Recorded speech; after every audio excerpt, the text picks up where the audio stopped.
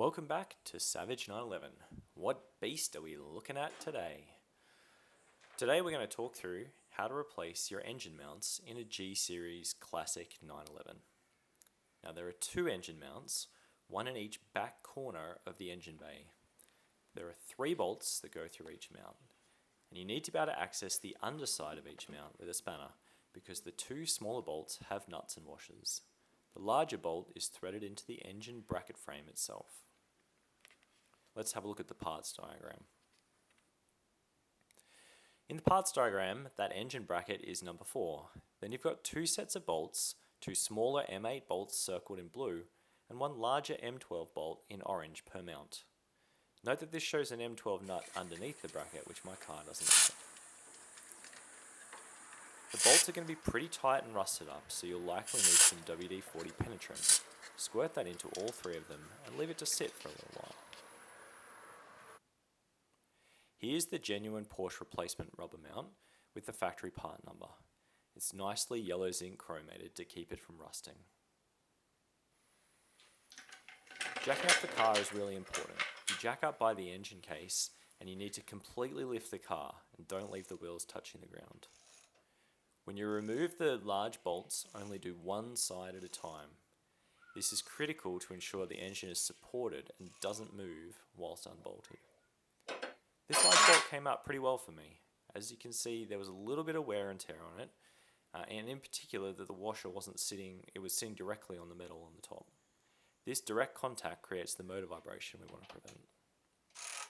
Once you've got the middle bolt out, you can take the smaller side bolts out. You will need to get a wrench or a spanner on the back side of these to undo the nut.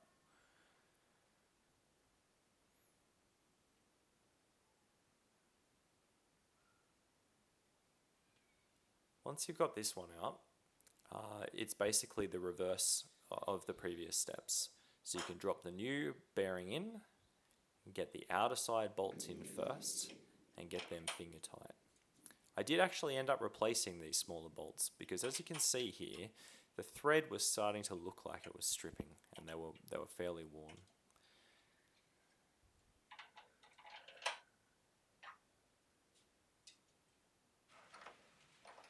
Once these smaller bolts are finger tight, you can put the large center bolt back in. See here that when I actually started to tighten this center bolt, it actually started lifting up the engine.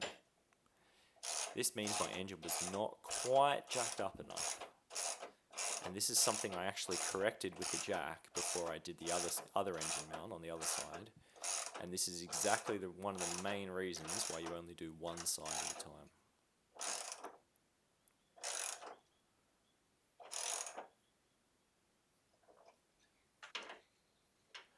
Once your bolts are finger tight, then you can torque them down. So the smaller bolts on either side, you torque to 24 Newton meters, and the larger guy in the middle, you torque up to 79 Newton meters.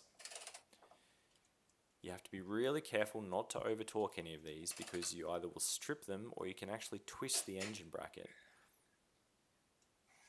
And then I had to switch to the other side, which is much harder to access. The electrical panel is a little bit in the way, so I had to actually pull off an electrical connector and then remember to put it back on again once you've finished.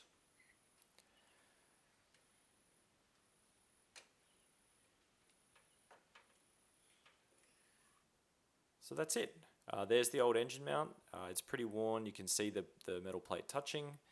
The new ones look beautiful. They've been successfully replaced and they'll be great for many years to come.